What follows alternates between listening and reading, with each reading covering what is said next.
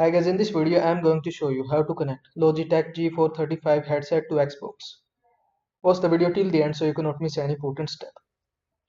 For that, we will need to see the specifications and details of Logitech G435. Here you will see the specification and details of the Logitech G435. These are the specifications. Here you will see the compatibility. These are the compatibility for PC and Windows 10 or later, Mac OS, X 10.14 or later, PlayStation 5 or PlayStation 4. Here you will not see the option of Xbox.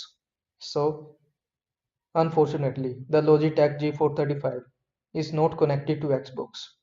There is not any official way to connect Logitech G435 to an Xbox.